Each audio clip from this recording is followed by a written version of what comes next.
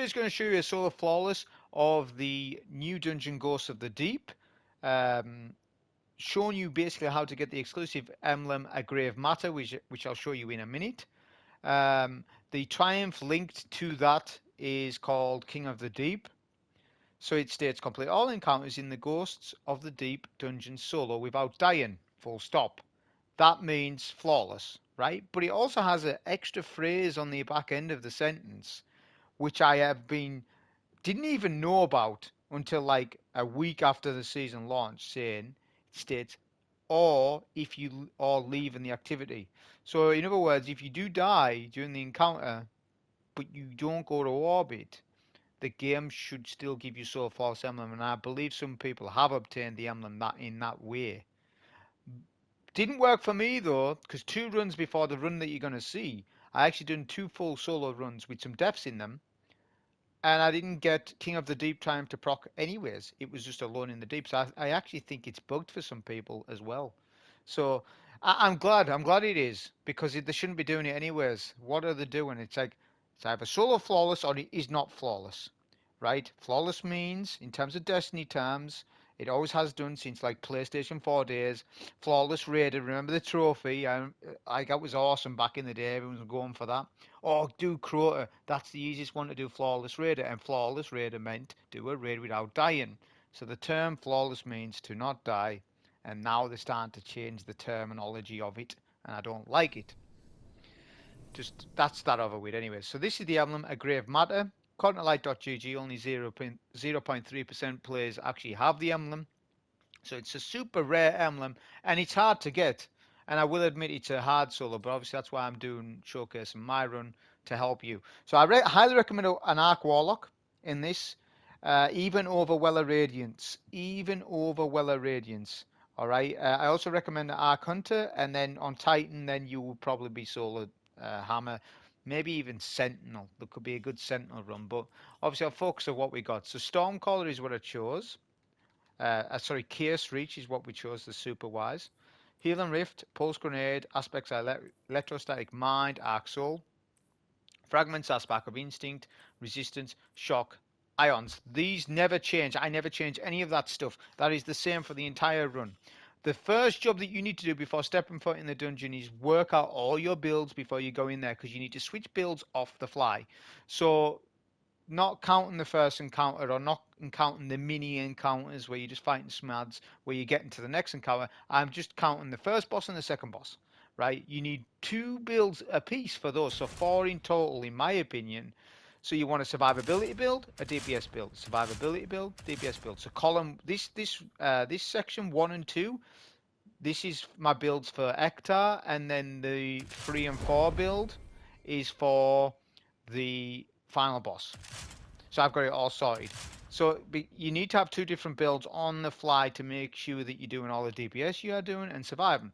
So build 1, for example, on the first boss is Karnstein Armlets with a Glaive. So every time I get Glaive kills, I'm going to get loads of health regen.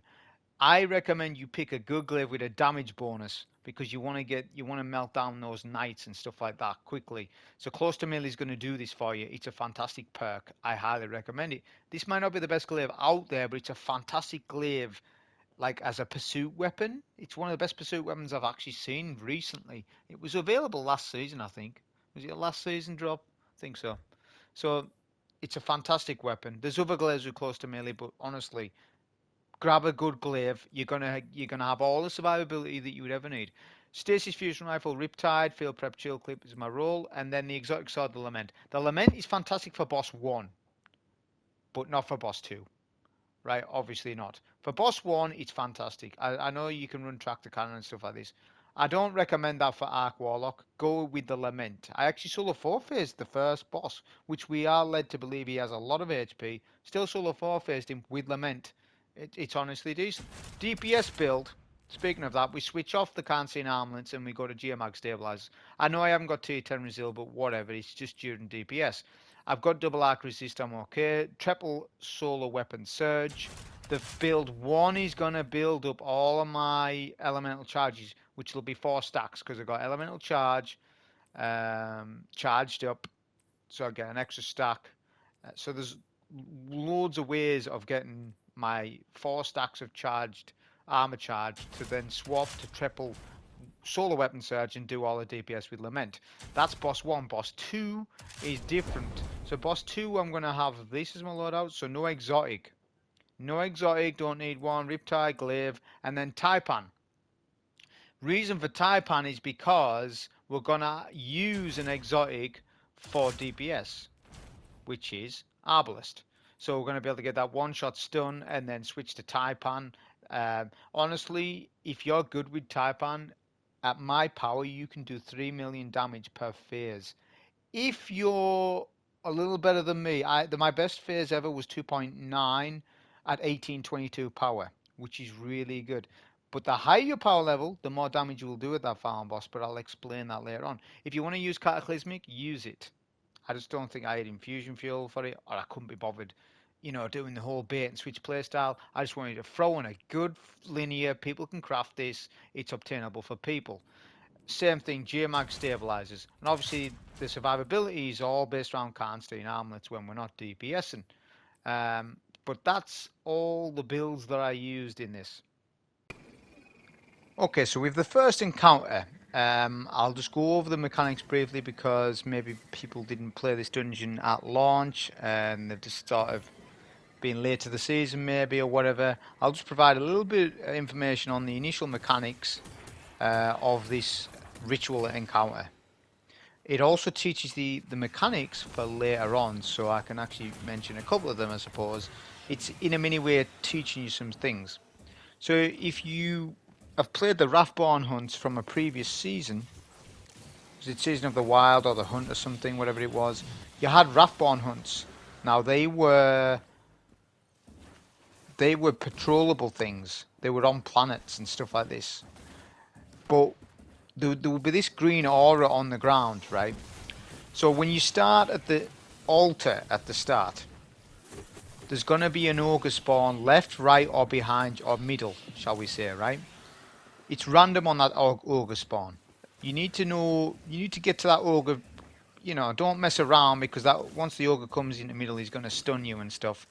So it's a case of get on top of your ogre. There's no requirement for killing ads in mid so much. Just make sure you're topping up on your health with the Karnstein Armlets playstyle. You won't be able to see that much here in this because I've fast forwarded the footage because no one's really needing information on the first encounter and how to survive it because there is no sort of way of dying really. Well, there is, but it's just a beginner encounter. It's 4 phases. So when you go on that little hunt, right, you're hunting for a Hive Guardian to get their symbol and pop that symbol in one of the statues. You got to do that 4 times. So I've just done it once there. Right, I'm looking for my ogre, get my ogre. Try and stun with the glaive. Remember, it's unstoppable glaive. Make sure you've got that on the artifact. You should have all the weapon artifacts unlocked, to be honest. I always do. Because these champion mods affect all enemies in the game. So unstoppable glaive will stop and stun all enemy types in the game, apart from maybe like a boss. The rules for stun and bosses are slightly different to what it would be for like a major and stuff like this. It means glaives are really consistent. They were, especially with suppressing glaive when we had that, but there was some controversy with how it worked and all that stuff. And so it was really strong. Then they nerfed it. Then they brought it back. I wish we had that back, but unstoppable glaive works in a similar manner without sort of suppressing them in a sense, but it's doing stun damage to stagger like ogre. It will stagger an enemy just to stop that line of fire at you. Say you're chasing a Boomerknight or you're heading towards a Boomerknight to kill them. You can stun them as you're running towards them with a projectile shot.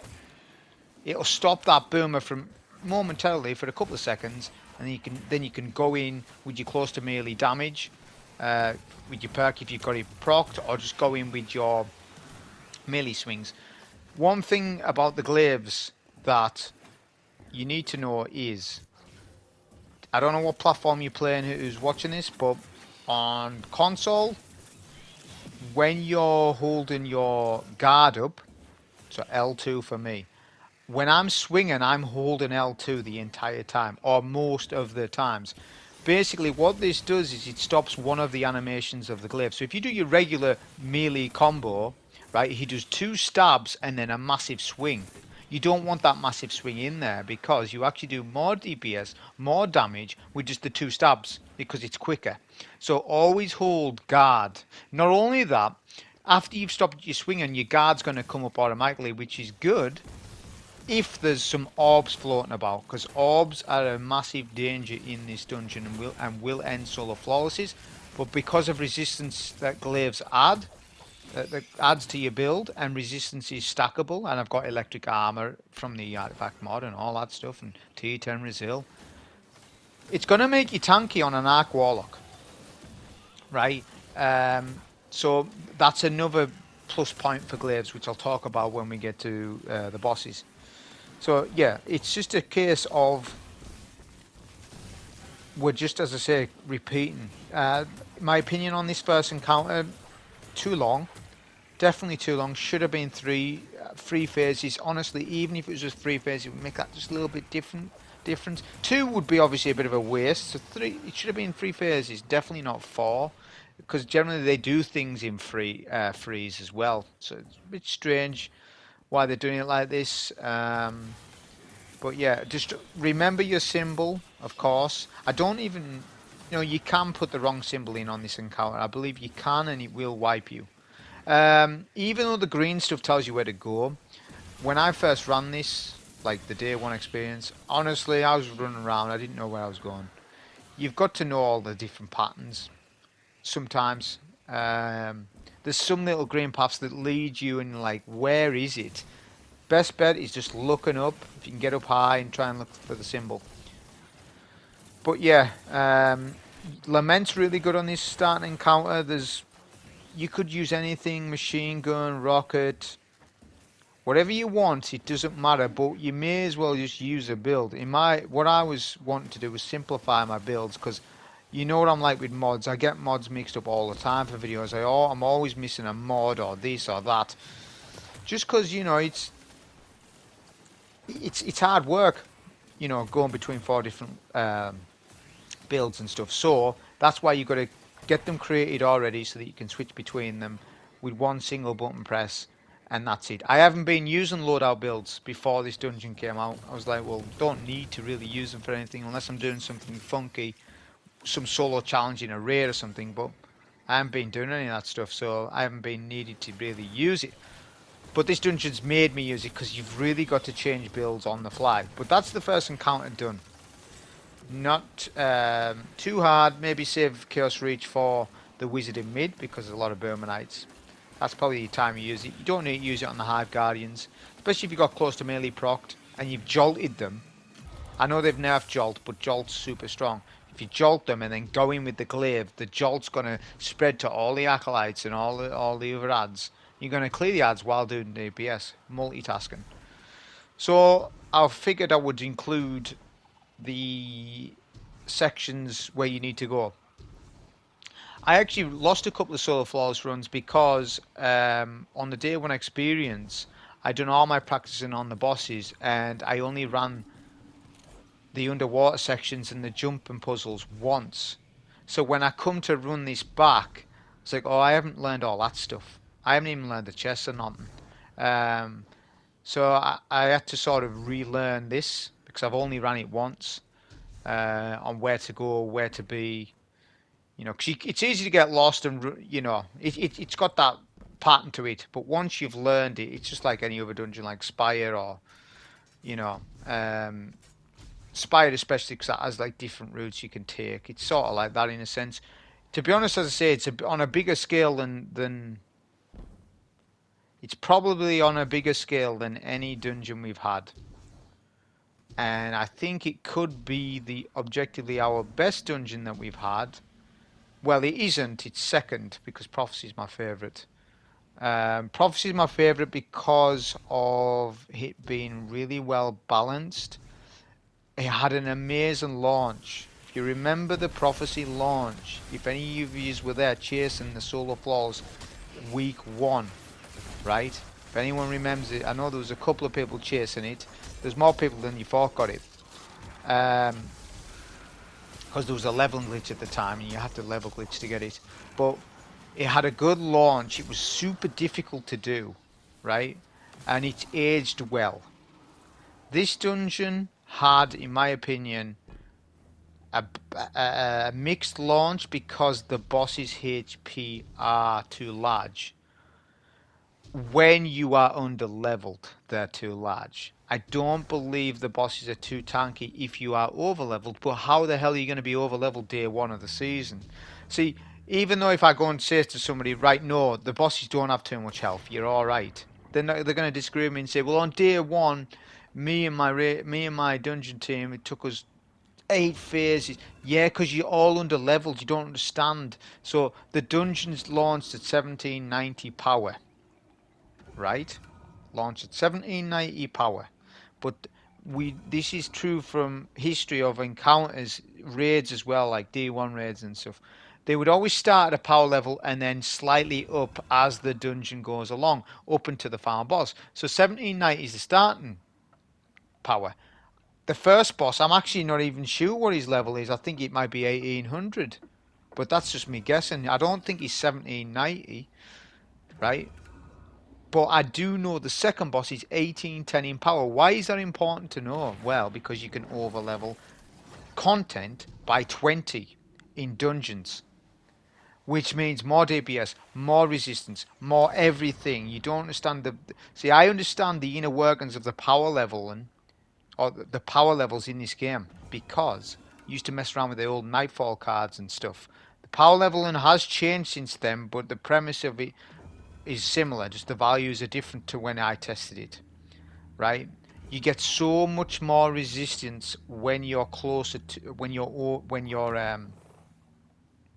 at power and then start to overlevel it. But you get lots more damage, which is why people, when Duality came out, I'll give you an example. When Duality came out, people were farming XP like crazy, like some high level players, to try to solo one phase him. And somebody done solo one phase on Master Duality. Why did they do that? Because they overleveled the dungeon by 20. Master as well. They must have done so much XP farming. So people are unaware of this thing that's going on.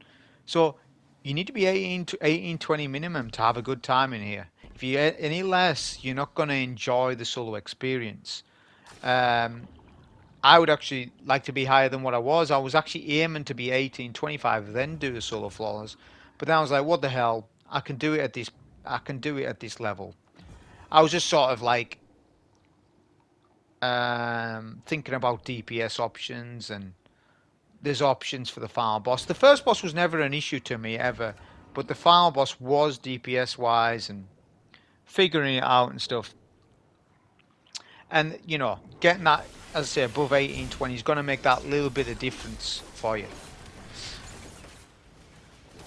So you don't need to clear these ads, but I will clear some of them as you won't be able to out tank them all when you run past them. So just make sure, as I say, you clear some of them out. We'll go past some wizards. That can be quite dangerous, but if you just beeline it, it's not a problem. The underwater sections, make sure you know where you're going. I didn't do any fire team runs, so if some of you done some fire team runs, then you're going to attempt your solo. That's actually a little bit better because you know the routing. You know the routing of the underwater section and stuff, so that's not going to be a problem to you. Whereas I had done it the reverse way, classical me. I had learned the final boss and the first boss perfect, but I hadn't learned the getting to them because I'd only done it once and then just practiced the bosses. So I hadn't really like... So I had to relearn it today. I was like, well, I've only done this once, so where's the route? So watch a video or two, and then I knew the route. So yeah, you can just run past these enemies here, because as I say, it's just wasting your time, and the run's long enough as it is. So don't drag it out any longer than when you need to. This little section here is with the wizards. There's no other weapons that I use apart from one section where there's long range weapons required, which I recommend you using maybe a scout, a rocket, or a linear. Yeah, depending on what your ammo drops are after you've beaten the first boss. So, yeah, I'll just let this play out till I get to the first boss.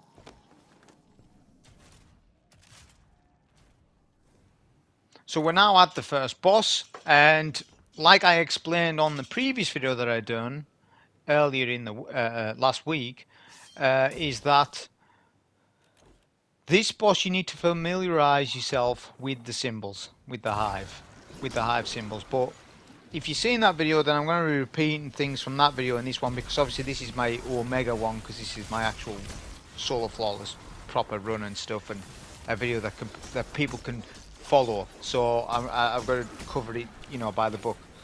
So you have 3 yellow bar knights at the top of the map, right? You've got a bunch of acolytes that spawn that are an infinite wave, right? What you want to do is prioritize yourself as a warlock aggressively. So I know this sounds silly, but this is going to apply to people who play Titans, or maybe even Arc Hunters, I suppose. Play like those classes, but like on a warlock, with the Glaive and the Karnstein. The more aggressive that you play when you're getting for high priority targets, like, the better that it is. The quicker you're in and out of situations. And obviously always try and maintain your health regen with Karnstein Armlets. With Karnstein Armlets, when you get a melee kill with the Glaive, well, with any melee kill, it has a lingering effect. So we know how Cure works for Solar 3.0 classes. Well, Karnstein Armlets is similar to that, but not as strong. You get a kill, and then you've got like a brief moment, I don't know what the time on it is, like by seconds, but I have a feel of it when I'm playing with it, of when that lingering health regen has gone. So it's just a case of you need to keep on top of it, and I think the timer for that health regen does keep resetting every time you get your melee kill. So like I said, you need to learn the symbols. So what I do is, once you've killed that ogre, the 3 knights and the ogre, you get Deep Sight Resonance, which is from the Witch Queen campaign, which senses things. You're going to sense the hive glyphs, right?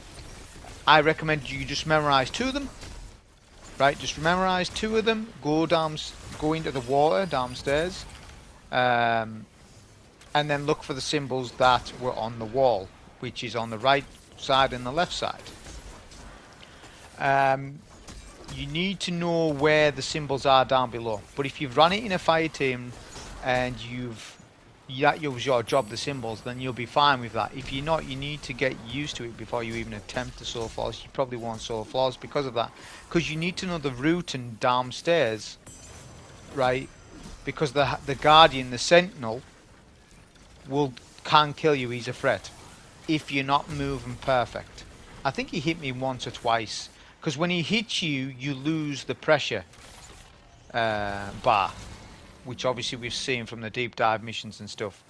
So, you know, the bubbles will respawn every time you go in down there, right? But you just need to know how to play him. So obviously there's obstacles all around, so obviously he's going to walk around them. So it's ring around the rosy, it's that old thing. You just walk around the opposite way. But if you know where the symbols are in advance, you've got good routing, right? So I'm taking actually a really good safe path here, right? I'm playing him so that he doesn't catch me. So I need free stripe air, right? So that's an awkward one, because sometimes he can get you a stomp on you there. But because I went right round and took a good route, then it wasn't a problem. Obviously as well, when you get the Stormcaller wizard things, because you'll get one every time you dunk a hive symbol, then you need to put that buff. It'll be vestige, what's it called, vestige of light, right? You'll get that vestige of light, which will be 1 minute 20 buff. You put that into the statues at the back. This is borrowing a mechanic from the first encounter. Now we'll pop a heal and rift, swap to DPS build, pop in the buff, right? Sword our way over to middle as quickly as you can. Pulse nade on the knight, stand in the green pool and just sit in that pool to make sure you've got the buff to take down the boss's shield. Chaos Ridge is going to do really good damage because I'm using Geomag stabilizers, because I've switched to DPS build. And then it's all Lament damage. Now, if you paid attention at the start of the video, you would know I'm not even rocking tier 10 resilience on this DPS build. And I'm surviving to not a problem, really. It's the double arc resist that matters, honestly. But if you get good damage in, this is a solo 4 phase, this is good Lament combos. So sometimes I'll do the full Lament combos where I get where I have full heavy charge and I go with the light swings as much as possible, then finish with a heavy. But then if I've only got a third energy for my heavy, then I will just do 2 light, 1 heavy. Right, the 2 light 1 heavy works really well, especially now the fact that we don't have Loosened Blade in the same fashion as what we used to. There is Loosened Blade, but it's on your chest plate and it takes a resistance mod away from you. That is not recommended at all. You need double arc resist.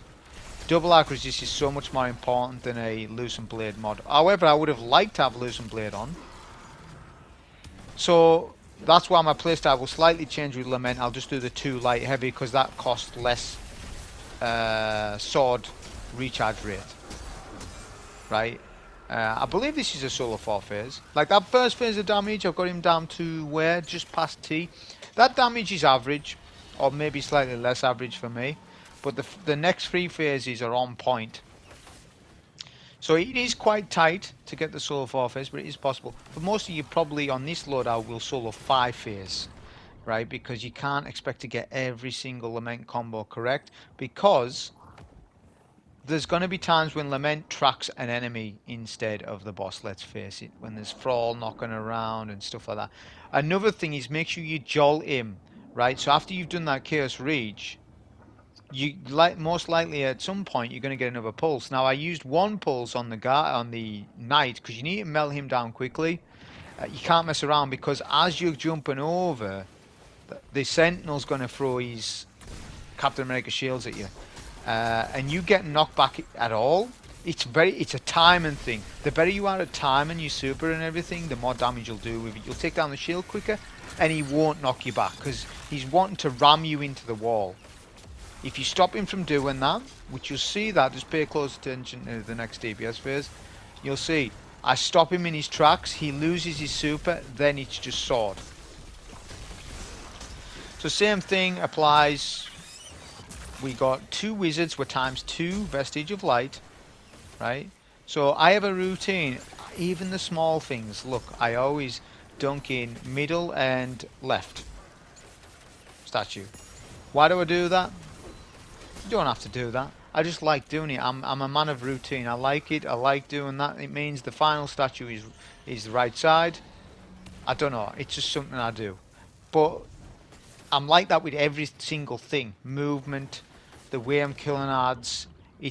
When you get it to a routine, the solo flawless becomes easy. And that's what I learned. The routine. This boss wasn't hard to get into a routine. It was boss 2 that was hard to get into a routine. I did find it difficult on a Titan. I know most people are like saying Titan's the best and stuff, and it isn't for me. I don't know. I'm sort of maybe tired of Sunbreaker and stuff, just because I've had some issues with the hammer of late, which I'll talk about maybe after when there's a bit more time. So I always lead with a jolt. Like I said, they have nerfed jolt apparently, but I am not feeling the nerf at all, because once you jolt something, it's spreading out to all the enemies, right? So it's dealing with ads, it's melting down the wizard quicker, because if you haven't jolted and you go in with the glaive only, then there's a chance of death. So same thing as what we've done earlier. So just watch, we'll sword over there, pulse nade middle, get the knight down as quickly as possible, then immediately turn around, 360 super. So look, see how it stops him in the tracks. If you don't do it like that, if you're not good at doing that, he'll end up knocking you in the wall while you're mid super, and you lose so much damage because of that. And you're losing sword time. You won't solo 4 phase if he knocks you back. If you have one bad phase, it's not a 4 phase, it'll be a 5. if you're consistent on all 4, then there's room for error and you should get the solo 4 phase. But if you don't, it's fine, because remember, this boss fight isn't difficult to get to boss damage. Can play risky in this room. It's not hard at all.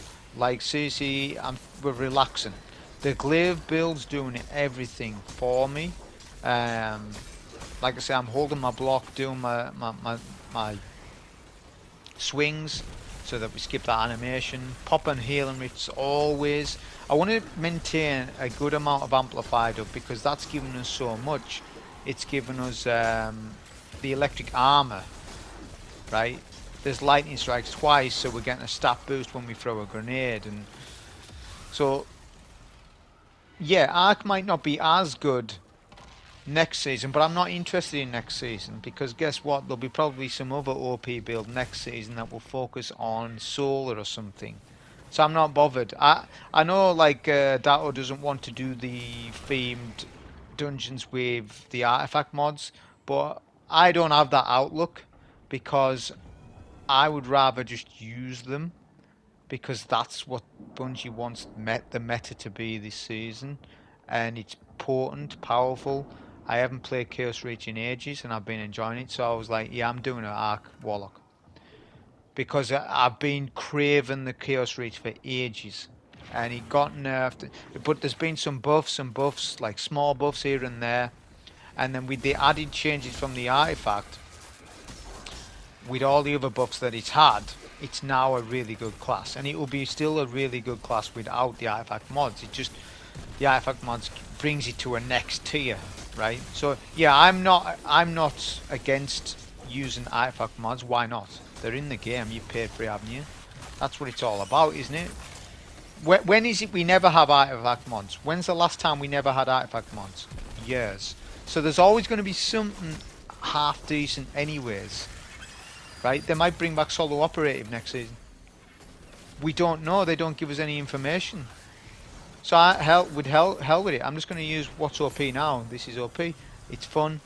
Don't get me wrong. I'm not going to keep doing the same run over and over. Then I'll get tired of it. Yes, but you know, as an initial clear, it's not well. So it's something completely different, because we've all, as Warlock main's been playing Phoenix Protocol, sorry, Starfire Protocol for how long have we been playing with that?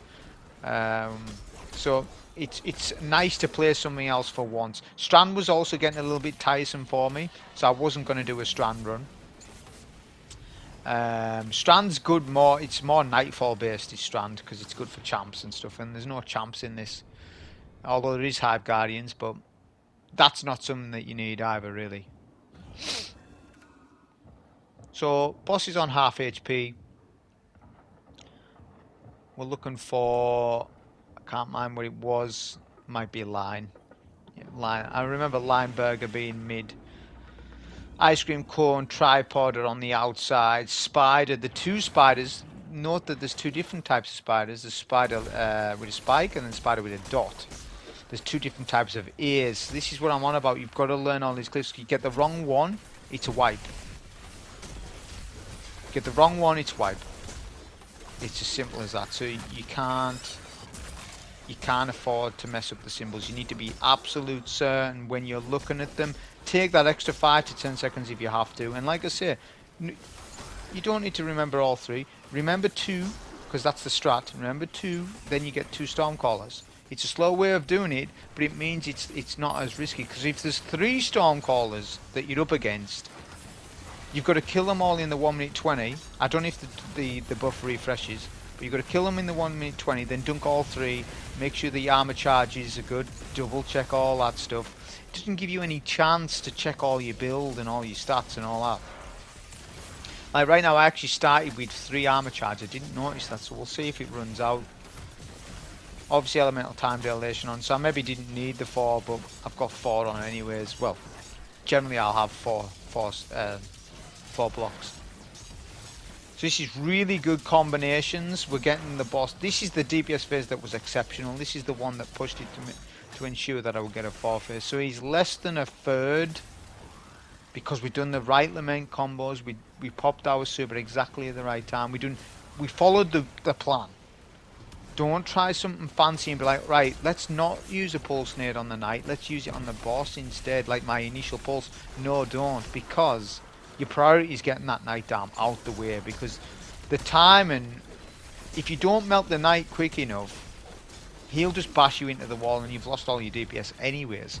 So you've got to prioritize it and just stick to the routine. Melt, you'll get another pulse nade during DPS anyways, which will cause a jolt, cause more damage when you're using Lament. So yeah, that's basically the fight. I'll just let this play out and then continue when we get to the section after this.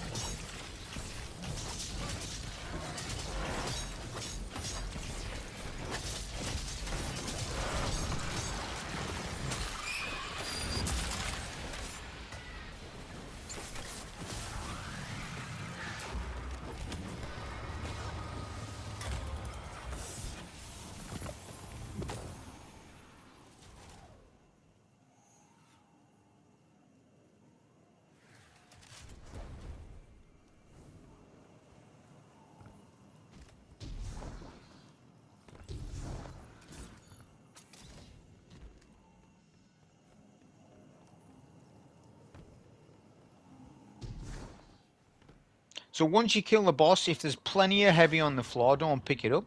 Switch over to your DPS build for the second boss, which I've recommended that you do, wherever that might be. If it's Leviathan's Breath, it's Leviathan's Breath, whatever it is, whatever it is. But I'm going to assume that it's a long-range weapon that you've got on that build. Put it on now because it's handy to have some long-range weapons on for this next mini encounter. The reason being is because it's awkward. So I've done this encounter with no heavy and just a scout rifle, and it takes longer than what I want.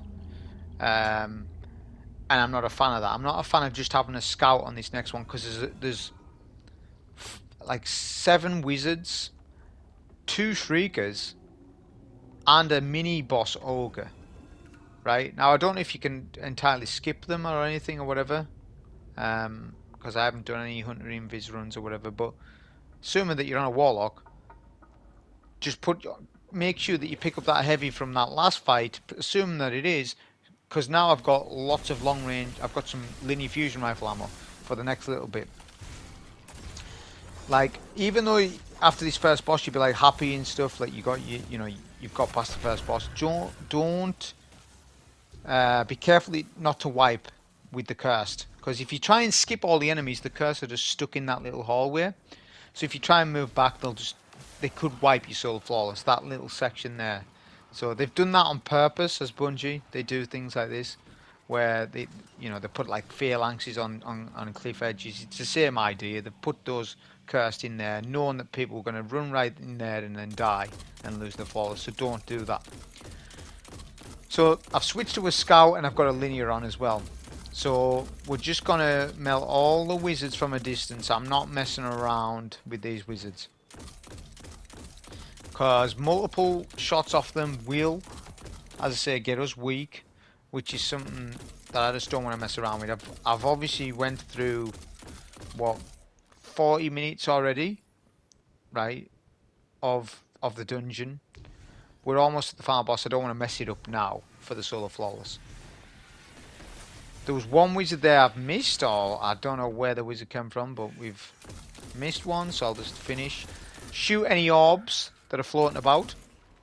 So as this little section goes on, I can talk a little bit about the orbs. So how the orbs work, the AI of the orbs or the fairies or whatever you want to call them. I know this because of Lightblade, if I'm being honest, because we've studied them from that for the solo GM on that. When there's plenty of enemies around, but there's orbs attached to enemies. If you kill an enemy with an orb attached to it, the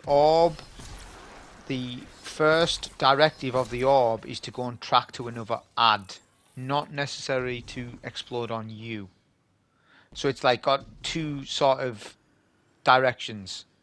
So if the orb's floating because you've killed an acolyte, say, the orb's going to then say, right, is there any enemies around? If the answer is no, then the orb enrages on you and there's an audio cue in the game to tell you that this is happening.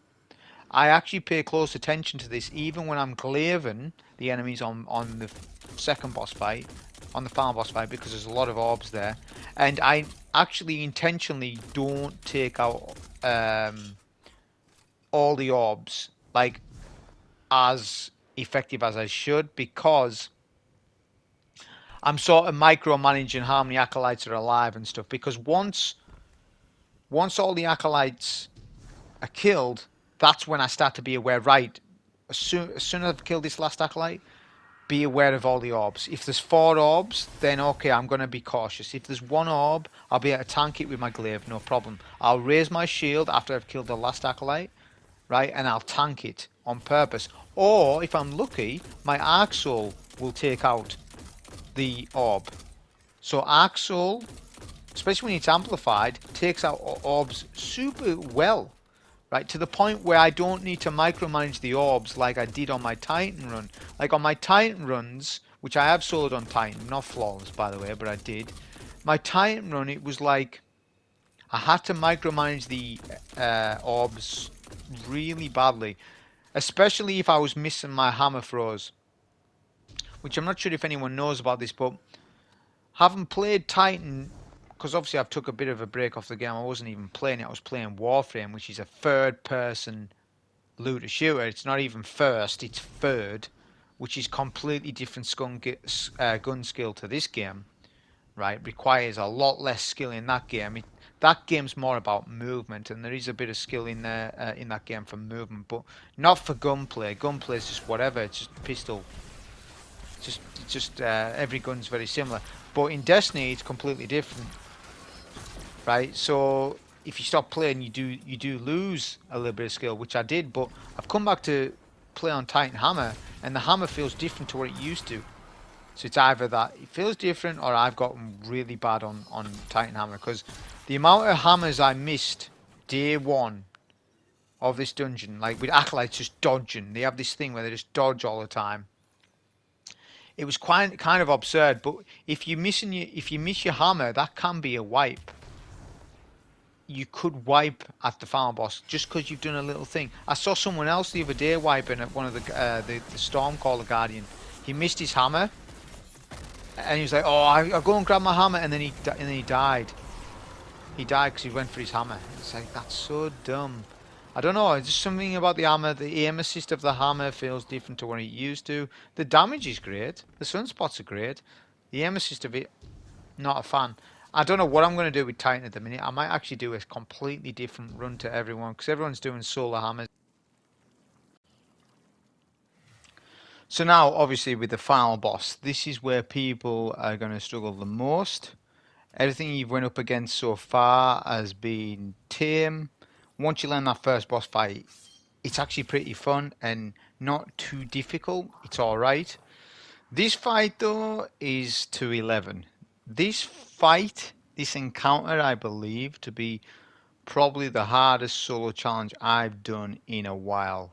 Not the hardest solo challenge, full stop, but just the hardest solo normal dungeon I've seen in a while. Potentially the hardest. I'm not sure if it is or not. I need to run this back at 1830, because as I said earlier, this encounter is 1810, which means you can overlevel it by 20 levels. So if you're 1830 in power, you'll be doing really good damage to the boss. You'll be able to solo 3-phase comfortably with most loadouts, maybe even solo 2-phase. Who knows what's going to happen when people get to 1830 and try this. So with this encounter, there's a lot going on. Right now, I'm going to describe to you my thought process on how to go about doing this in a efficient, safe manner without taking too much risks. There are some risks taken with how I do it. The main risks taken are with the orbs. I don't count on taking every single orb out, right? I let my electric armor and my glaive resistance tank it. Depending on the situation, everything changes. So as you start the encounter, first take out the 3 Boomer Knights. You saw me initially take them out. Once you've done that, go for Deep Sight after that. Right? Then when you've done Deep Sight, you want to you want to establish where the chain is. Right? Because when you do Deep Sight, you are sensing which circles to stand on. There's a bunch of circles around the map, because obviously it's Oryx, and this wizard or whatever is trying to resurrect Oryx or whatever. Right, so some of it's his arm, some of it's, whatever it is. But you just go for, you need to memorize the triangle on which, is it back mid, left mid, whatever it is, right?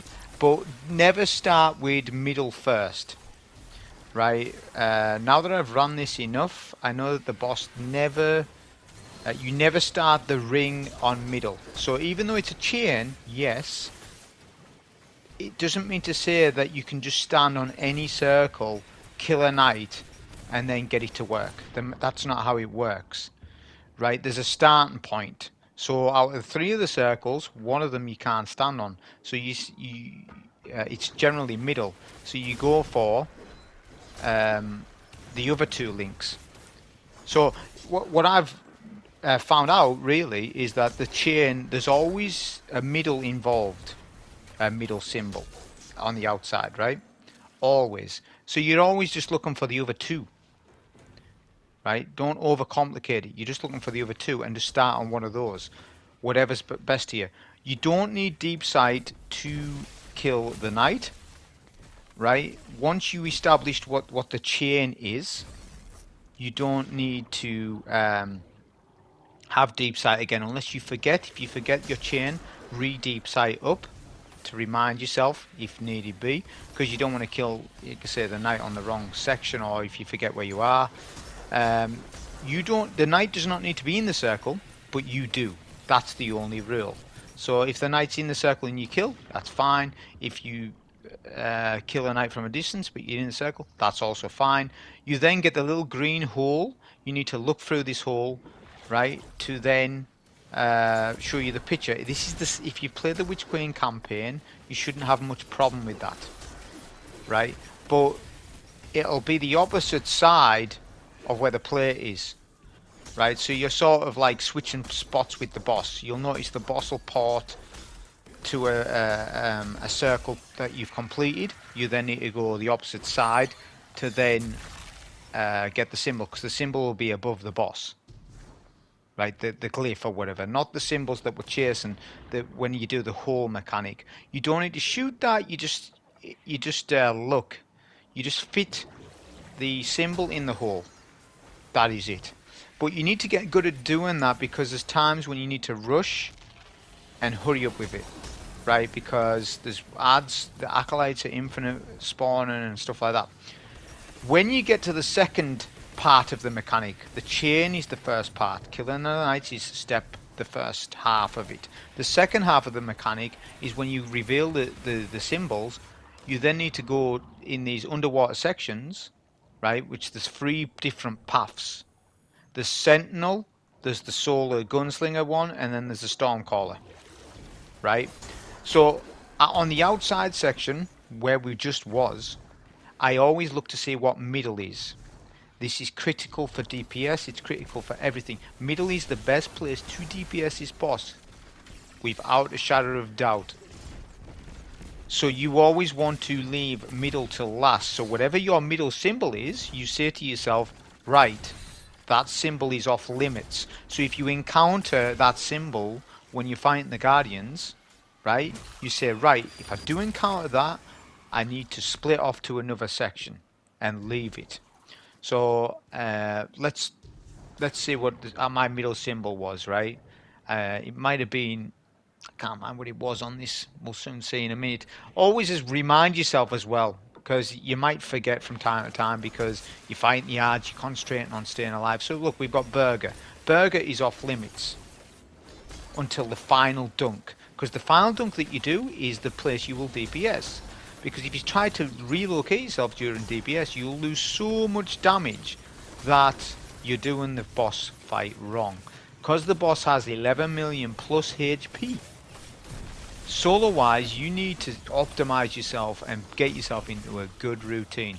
So the whole premise of this fight is the 2 symbol thing. Dunk on 2 symbols and leave the final symbol.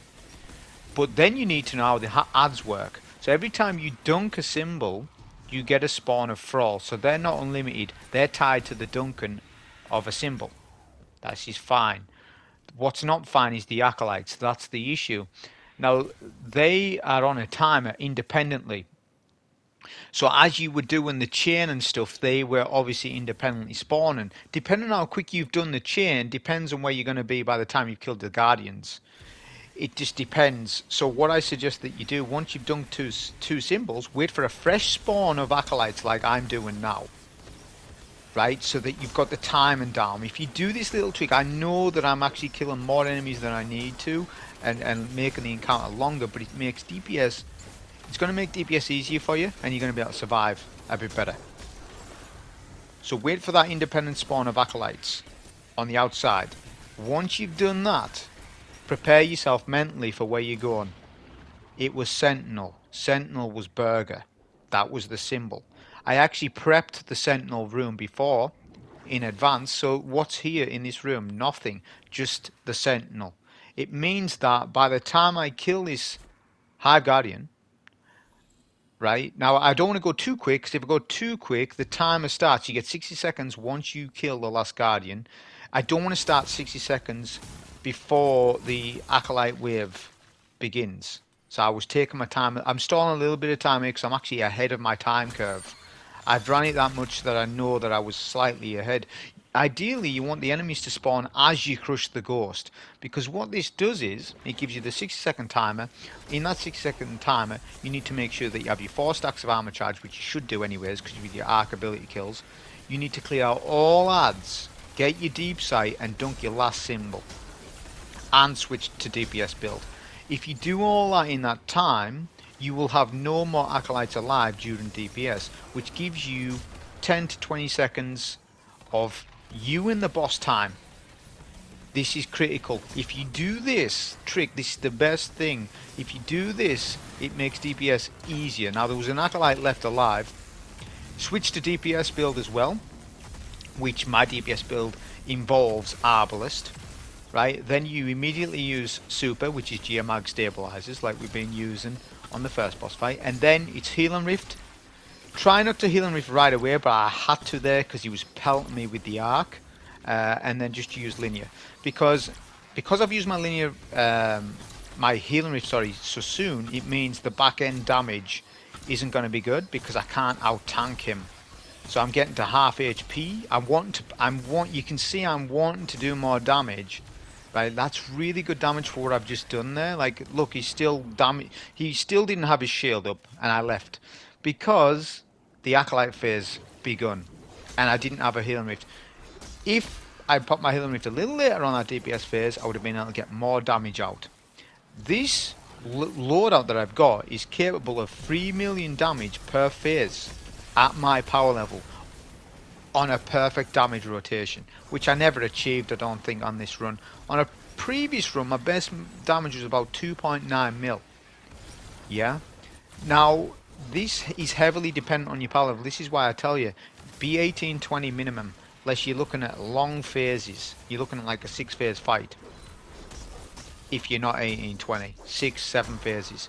If you're 18-25 plus, man, there's a good potential for like easy solo 3 phases. I mean easy, right? There's different DPS options. Now I'm using, like I say, Arbalest with a linear. The popular method from the week 1 experience, from what I saw from what people were using, was Sleeper Simulant, Xenophage, Leviathan's Breath. Those are the 3 main weapons that I saw. But Arbalest was within that rotation as well. What suited to me the most was using Arbalest in the rotation without swapping off that. So if you've seen other people's runs, they've utilized using like a field prep style rocket that holds 10 rockets with Arbalest, right? So they just use that while they're doing it, and then they break shield, pop super, then they do a build switch to Leviathan's Breath, because if you hold 10 rockets, when you swap to Leviathan's Breath, you're going to get like 12 arrows. Yeah. So then you're sort of like, I didn't like that strat because I felt it was a bit too cheesy for me, and I didn't like the idea of it. And I also didn't like the feel of Leviathan's Breath in this, even though I know it is the best weapon. I wasn't a fan of how clunky it was in this. Although I do recognise it's going to do more damage if you do that Arbalest with the rocket trick. But to be honest, I didn't have a rocket that hold 10 at 18-10 power and all that stuff. So I just opted to go with Arbalest with a good linear. I did try Arbalest with a good rocket like Hothead, which rockets solo wise aren't good on the boss because the boss tends to dodge rockets. If you're in a fire team, rockets are the way to go all the way. With Galahorn, you know, the Last Wish rocket or the new Stasis rocket with all the perks, that's all the way. But when you're solo, a linear or Xenophage or sleeper or Leviathan's Breath are the way to go. But for me, like, I just wanted to stick with Arbalest. I committed to the Arbalest loadout rather than doing the old use Arbalest but also use Leviathan's Breath. I just didn't like it. I just wasn't for me, right? Um, so I just opted for this. I could have used you could use Cataclysmic instead. So you could go Arbalest, Glaive, Cataclysmic, and use the whole bait and switch. I just wouldn't have liked that so much because you've got to mess around with the bait and switch thing. When for me, I was just happy enough just using Taipan, and it's not a raid weapon. And you know that some more when I can, when possible, I try not to use some crafted raid weapons because for the everyday Destiny player, they might not have the God Roll crafted Cataclysmic. They might have a Cataclysmic, but not the 4 times the charm, bait and switch and all that stuff. Whereas Taipan is available to anyone, and he's a fantastic weapon with triple tap frenzy. And like I say, if I'd been a higher power level, like if I'm at 1830, you're solo free phasing all day long with this setup. All day long with this setup. No need to switch to Leviathans and all that. It would be doing it.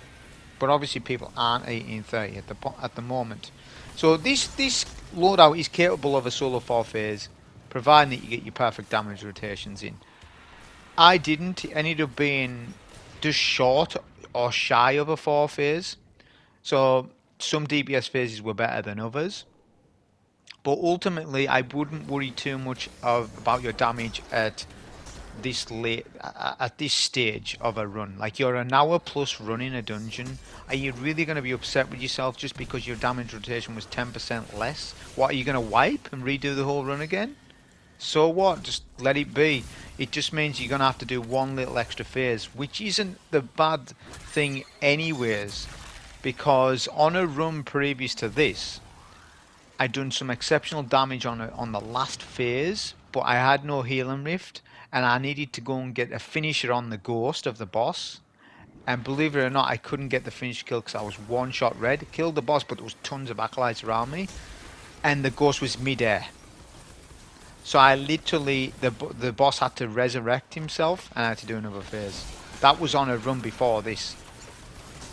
And it was because I'd pushed my final phase so much. So it's actually, if you end up being on a final phase where the boss has got 10%, it's actually in your favour, because if there's something funky goes on where you need to finish the ghost and there's loads of acolytes, then it isn't a problem because you'd be at the start of your DPS phase, hence there wouldn't be a ton of acolytes surrounding you when you try and do that. Because sometimes the ghost's in mid-air as opposed to being on the floor. I don't know, it's just being weird. Because you need to do that. You need to remember the Guardians, they're not like a boss per se. So if you don't crush the ghost, they res up. It's as simple as that. So that is a worry. I was worrying about that when I was doing the run. It's just like, I hope I don't mess that little bit up. Because like I say, if you do, you'll be redoing a run. So I'm prepping one of the Guardians there because I've realised that the symbol that I need, right, for middle is off limits. Always remember, middle is off limits. Never do that symbol first, ever, because you will mess up your damage rotation unless you want to learn to do damage elsewhere. The reason why middle is so good for damage is because there's a bit of cover. Well, it's a little bit of a cul-de-sac, isn't it? So you can sort of strafe damage a little bit, you can negate damage. You still get hit there, yes, but the ads don't push you immediately neither. They kind of know you're there, but they kind of don't, so they don't push immediately. If you stand anywhere else on the map, acolytes push you like crazy, and it messes your DPS phase up, especially at the back end of a DPS phase, because acolytes will probably spawn in the back end of your phase. But it all depends on how quick you are at clearing the ads initially before the DPS phase starts. It all depends on how quick you are with that. That's why you need to get it amplified up, you need to be using your pulse grenade, your healing rift, because you use your healing rift to start with a good amplified Arc Soul, because Arc Soul will clear out a lot of the enemies for you. So I do a combination of Arc Soul ad clear plus Glaive, making sure that my Karnstein Armlets is regen me. Right, I'm getting that lingering health buff whilst also being amplified, whilst also clearing most of the enemies. You need to be able to clear this room basically on that just before DPS in like 20 seconds. You've got 25 to 30 seconds. Assuming that you get out of the water world by 40 or 45, right? Then you've got 10 seconds to do your build swap and to get yourself deep sight prepped to not be killed by the boss to then dunk your symbol. It's a lot going on at once, and that is, for me, that was the hardest learning curve on this class, was that. But the more aggressive you play, the better it is. And honestly, you've got all the survivability in the world with this. Also, never crush a ghost if you don't know what the symbol is, because if you do this, there'll be no symbol up, so you'll be guessing. Right? And never play that game, because if you dunk the wrong symbol, you are wiped. You lose your soul of flawless. That is it. Well, on a technical speak, and you would lose your soul of flawless.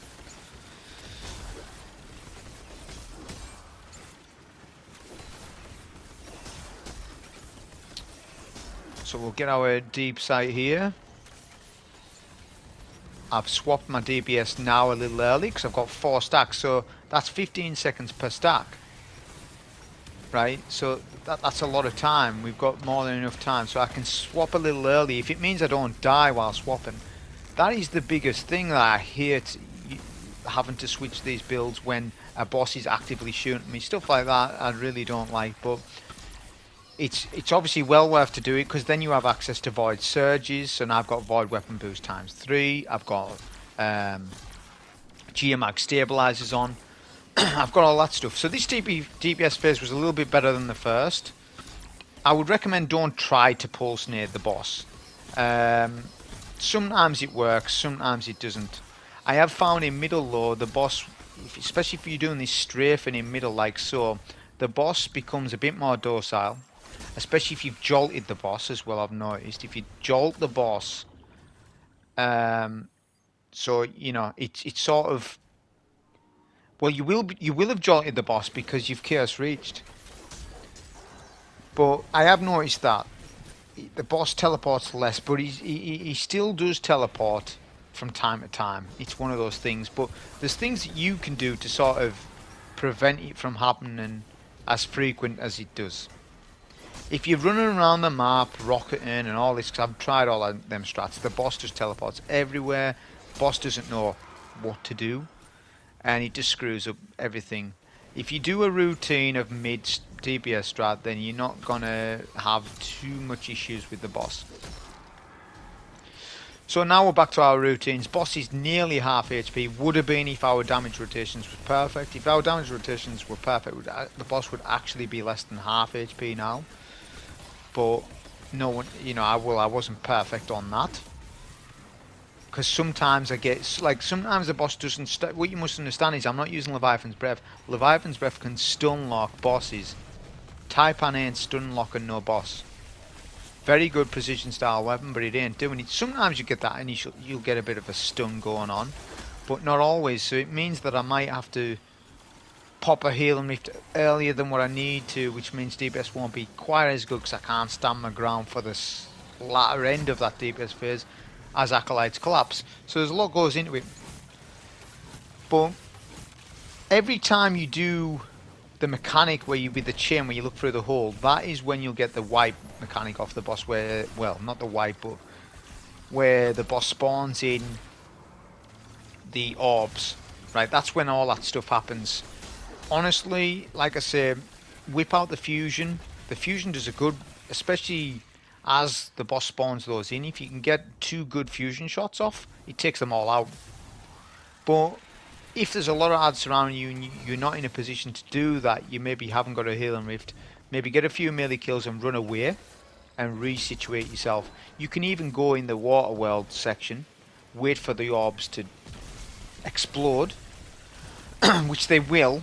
Sometimes, or they may track ads, they may go onto an ad, and you can do it later. If it means you're not going to wipe, then that's good. If you want to use a super as well to stand your ground on one of the zones, like here for example, do it, because you're gonna get your super back for DPS. It's a long phase, so you do have a license to use your super at least once. Not on the Hive Guardians though. That would be then the timing would be off a little bit if you'd done that. If you'd done that, you'd have to farm more enemies to make sure that you do have super, because you do need your super for DPS phase every time. You do need Arbalest ammo every time.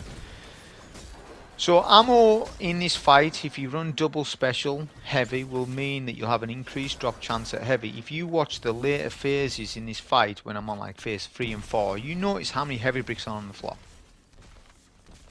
Reason for this is because is that there's only two types of ammo dropping. Well, there is only two types of ammo dropping anyways in the game now, because infinite primary ammo. Long story short, even though they made primary weapons infinite ammo, when you have only two weapon types in your loadout, you get an increased amount of heavy. So if you just had double primary heavy, for example, you get an increased chance at heavy. It's the same situation as if you have double special heavy. It's been in the game that long, it's in its code to do this. There's nowhere in the game that it says that it does give you an increased chance at heavy, but experienced players know that this is a thing. Take advantage of it. It's a dumb mechanic. I wish they would maybe remove it and make it standardized that if you do run primary special heavy, it's equal. Like this mechanic of, oh, I'm running double special, like that's what people do in Gambit, you see, and this is why there's a lot of Gambit teams that are really good, because they understand this. So they're getting tons of heavy plus the bricks.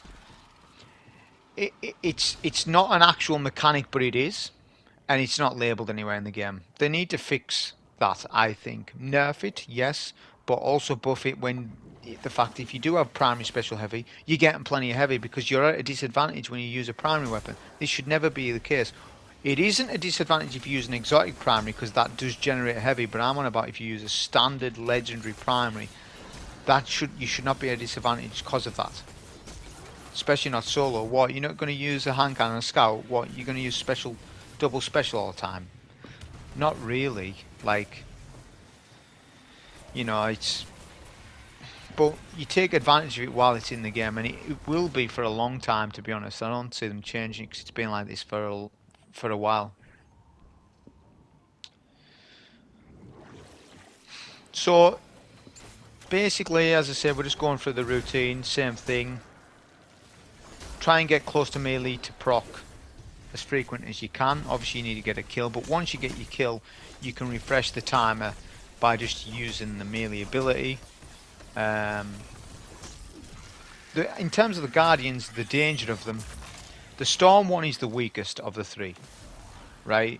I find the Sentinel to be the most dangerous, I would say, because the Sentinel has access to suppression grenades, so if he suppresses you and hits you, you could die.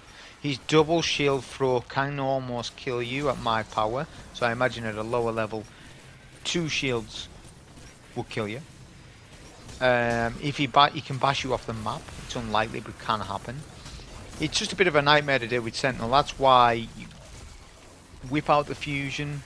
Riptide is literally the best weapon for dealing with Hive Guardians safely. The Glaive is also good, but it's not as safe. Like, don't get me wrong, if you've jolted the Guardian and you know he's weak already, you can go in with the Glaive. You've got to make that assessment at that time. Can you do it? Is it worth taking the risk 30 minutes in at this boss fight? Probably not. So don't always just go guns blazing. Well, I've got close to melee, I've killed all acolytes, I'm just going to go and Glaive the champ to death. It ain't always going to work. There is a chance of death sometimes, it just depends. So let your pulse grenades do a bit of the work. At least get them half HP before you to maybe start Glaving a champ. The solar one isn't too bad. You can easily manipulate the solar one, because he just keeps doing his super move. I think it's 3 or 4 times. You can let their supers run out as well. If you let the super run out, then you can just go in and glaive them or freeze them or whatever you want to do, and that'll just kill them easily. So we've dunked our 2 symbols. We're doing the same thing. We're doing the trick with the acolytes. So we're waiting for a fresh spawn, so that I know. So then I'm 100% certain that I know where I am with the spawns for acolytes. Because like I say, if we get an unexpected phase of acolytes during DPS, at the start of it, it could destroy. Because, like I say, I'm not on a well, I'm not on Solar Titan. So I've got a little bit of damage resistance, yes. But my build relies on getting glaive kills. I'm not going to want to get glaive kills whilst I'm trying to do DPS. So this build requires that you make sure that you're on top of your acolyte kills. And that there's no acolytes up for that good portion of time when you're doing damage. So we've cleared out outside. There'll be an acolyte wave shortly. I'm going to stall a bit of time because I'm ahead of my time curve. Because if you kill too soon, like if you melt acolytes outside and then you quickly come in here and then melt your Hive Guardian right away, the timer will start, but there'll be no enemies up. And if the enemies spawn at 20 seconds, say, of your Vestige of Night buff, that is critically bad, because that means you're going to have to try and melt all those acolytes in 20 seconds whilst picking up deep sight, whilst switching your build. That you could then end up running out of Vestige of Night buff and then wiping. So don't have that happen either. It's better to be slightly late than early on this acolyte manipulation that I'm talking about with the ads. But not to be too late. There's a balance to it. But if you just do with the trick that I said, have a fresh set of acolytes spawn after the second dunk of the symbol, then go in, get your final symbol. As you're coming back out, you get a fresh wave of acolytes, you kill them, then you're DPS free. There will be some Thrall, yes, but they don't push you so much in middle. Sometimes they do, sometimes they don't, but if you stand right back in this middle location, the ads seem to de-aggro a little bit for some reason. I'm not sure exactly why that is, but that's another reason why middle is so good for damage. If we do get hit by the Thrall, we've got that Spark of Instinct or whatever it's called, where if you're critically wounded, the targets are jolted around you anyways, right? So it kills them. It's actually a decent fragment for this. It's not a fragment I would always run that, but it's decent for this, so it's not bad at all. So the boss is just above a third, so if I was to really push damage right now, well, if I got a perfect damage rotation, I could maybe kill him. But then if I'm weak and I need to get a finisher kill and the acolytes start to spawn up, then that could be a potential death. That is the only risky situation I see myself getting into at this point. The actual mechanics of doing everything right now, I'm 99.9% sure I'm not going to die. The only thing I would maybe die to is an orb.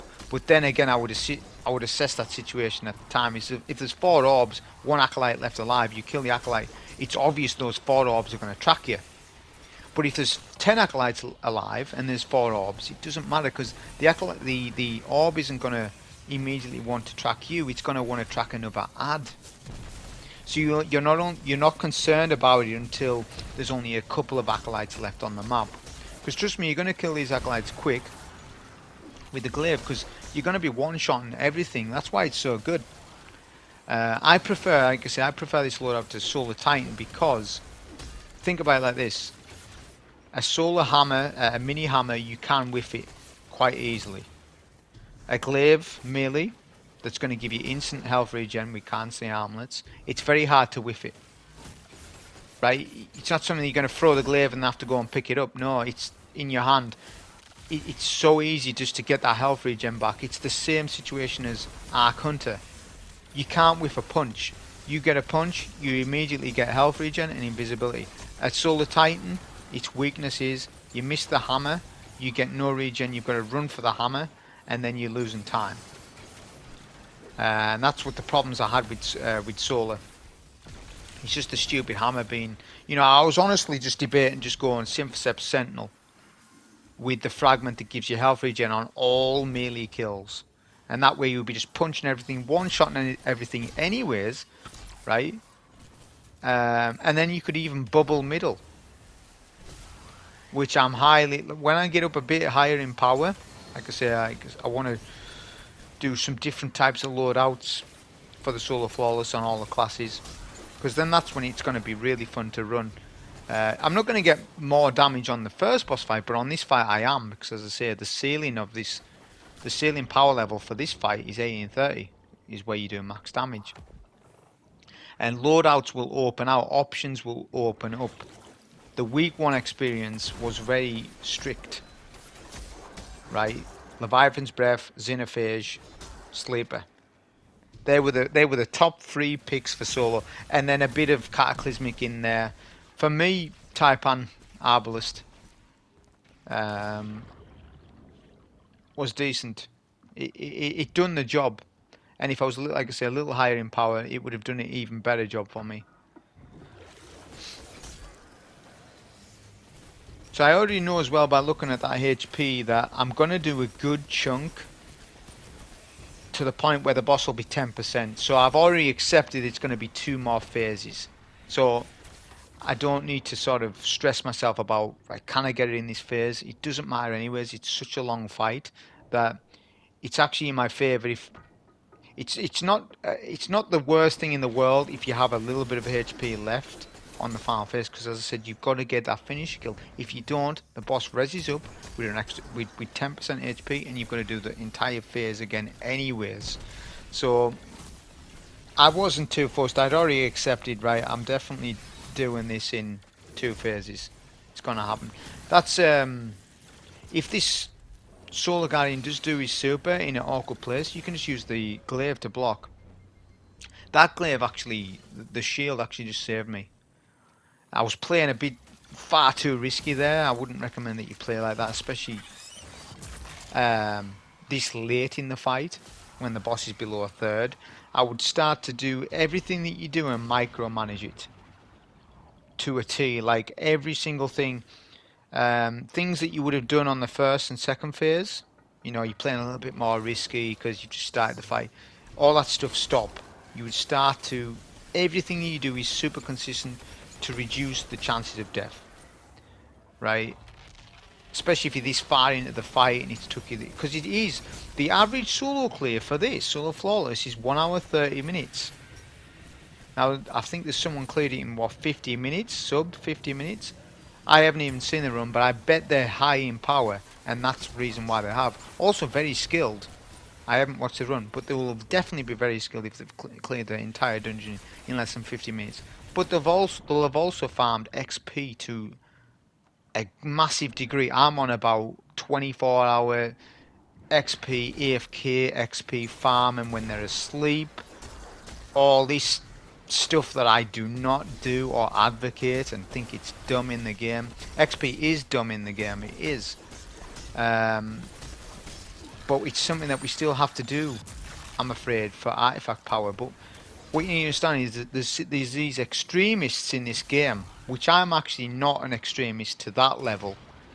Like, all you need to do, if you don't believe me, is go on Destiny Tracker.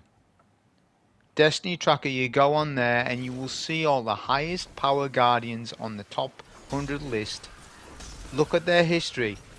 Some of them have it hidden, that's fair enough. There's nothing wrong with having your stats hidden, but you see some of them and they're just constantly playing. And if they're not playing, they've got some macros set up on their PC. Like, that to me is not good. Right? Because, like, they have no life, that is it. That is it. It is just this game, that is it. And it's like, there's more to life than just a video game. Right? And the fact that they're doing that, I honestly, has really... It's something that it does. It's like, well, it's just a weirdo. They're just a weirdo, aren't they? If you think about it. They are. They're just weirdos. Like, how have they got the PC on 24 hours? Have they got 2 PCs? They've surely got two PCs, because I wouldn't buy an expensive PC and have it on 24 hours, play 18, and then AFK farm for while I'm sleeping. They've obviously got two PCs. They've got to, lest it would burn out. I mean, I'm not a PC gamer, obviously you can tell, but it's like I would never AFK farm on my PS5 because it would break in a year, definitely. But it's just the state of the game, isn't it? That it's the most efficient way to farm XP still. There is more seasonal challenges, and always prioritise them every week. We've actually, we got those bonus ones, but you still need artifact plus 20. So even though we haven't had to pinnacle grind, we're still having to do the old school grinding of bounties still. But they haven't sorted leveling out. They've just sort of said, right, well, we can't sort it out, so we'll just remove pinnacle power. They've removed pinnacle power, but there's still that old chestnut of you're going to have to play a lot the first 2 weeks of the season to get plus 20 artifact power to enjoy the game. And it's like, who has the most time will get the best solo flawlesses, and that's what I don't like too much. I would rather they just sort of done away with the artifact power, with how it works now, and it all needs changed. Like after Final Shape, all of this, there's no excuse. They need to change all the leveling completely. Restart us to level 1. Level 1 to level 30. Start it all again. Rub it out. Because at this point it is, as you can say, it's just kind of, to a veteran player, to like me, one of the worst leveling experiences I've experienced in Destiny for years. I honestly think that. But this is our second to last phase. I'm going to make sure that this is a good damage phase, so my chaos reach is decent as well. If the boss starts to move ever so slightly during DPS, make sure that you follow the target. Like, don't take your eyes off the boss, because as I say, the boss can move about a little bit. But my goal is to try and do as much damage as possible. Acolytes are spawning up very soon, and maybe they've already spawned. I'm paying attention to my radar as well as I'm doing damage. My healing rifts ran out. Ads have just spawned up, so I could have done a little bit more damage, but there's no gain to that. Look at my HP.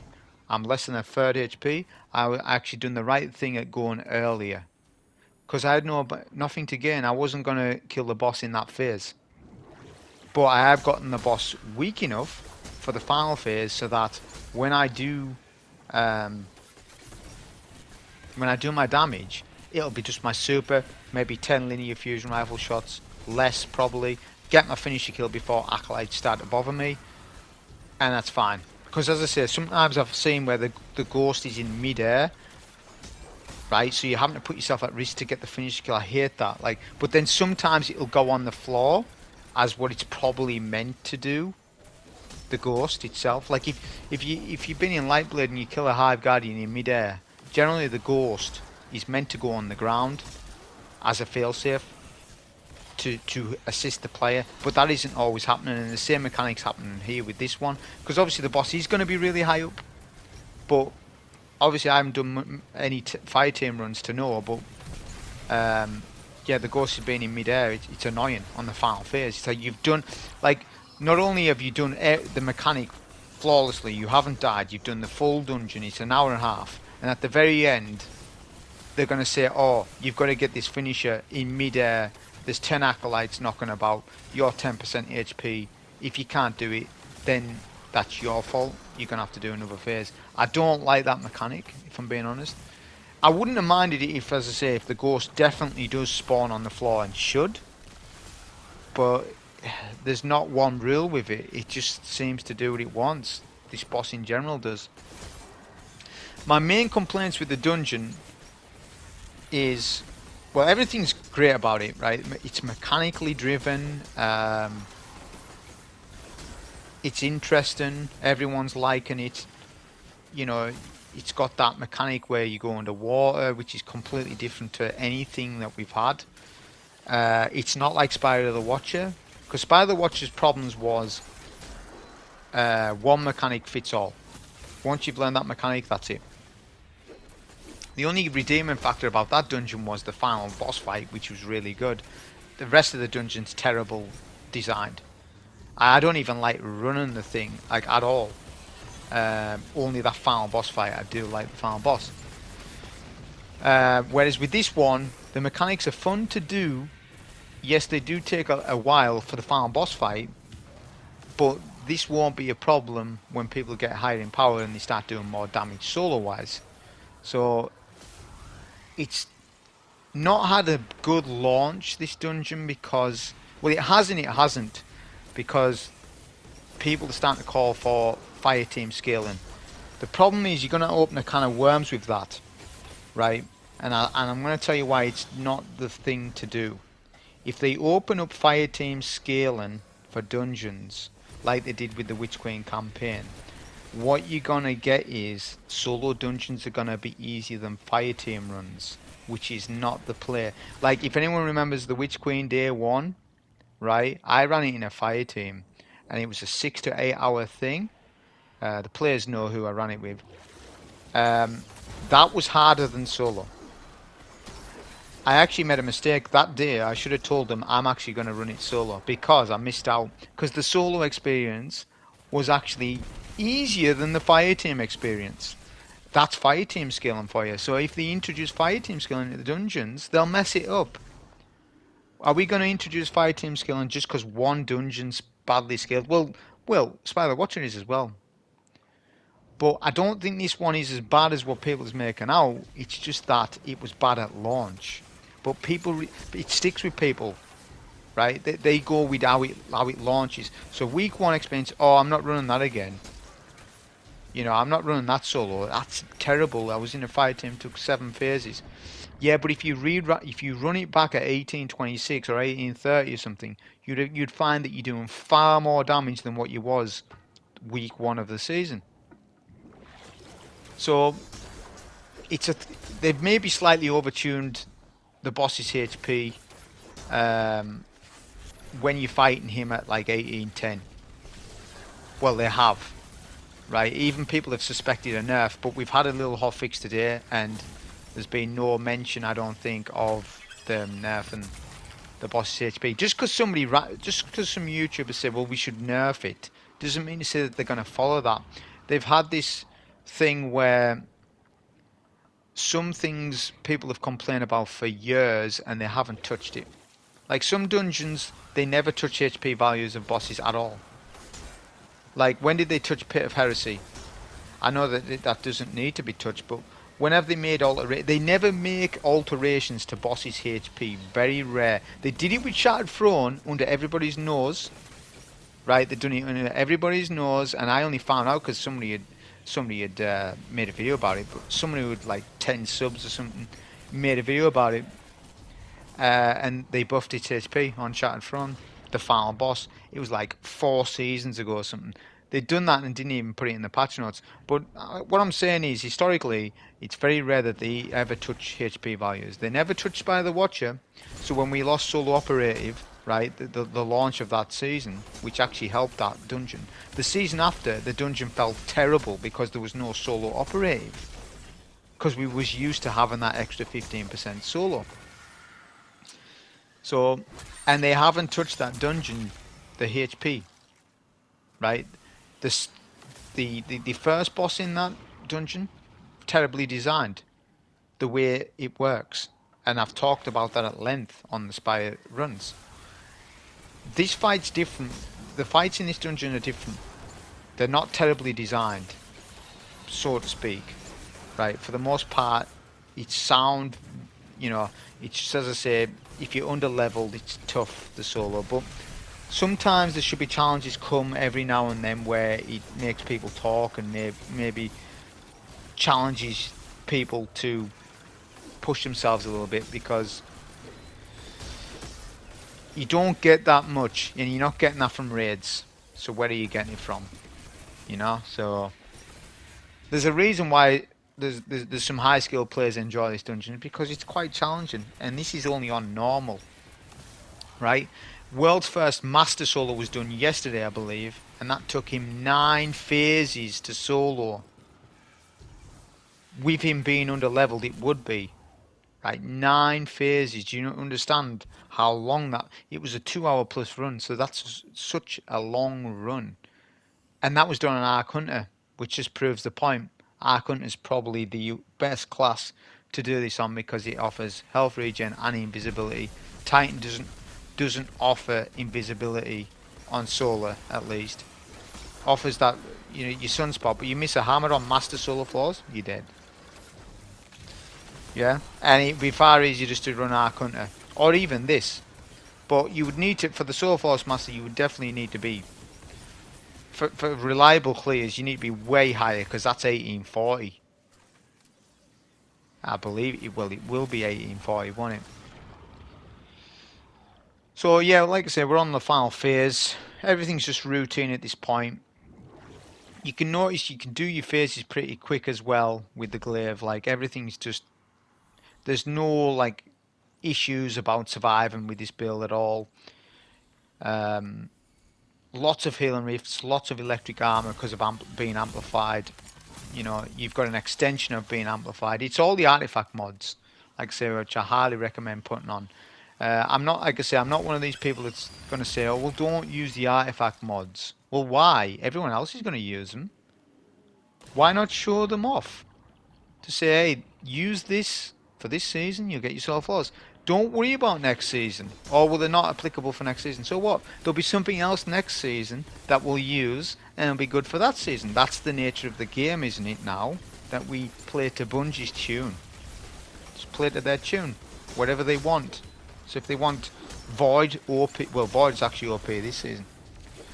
If they want something OP next season, I'm sure I'll try it out then. That's how they repackage the content. That's the whole idea of the seasonal formula. So I just go along with it now at this stage. Not to say I won't do a run that's maybe not involving Arc or Void, right? I might do a run that's no artifact mods. We'll see how things turn out. This is the last DPS phase. I need to be careful here because I'm getting hit by a lot of Arc. So I'll pop my healing rift. Remember, I need to prepare myself for the finish kill. As it would be, it's in the air like that. Luckily, for an easy finish. And that's the finish kill. That's the solo flawless on this dungeon. I hope you enjoy. Thank you.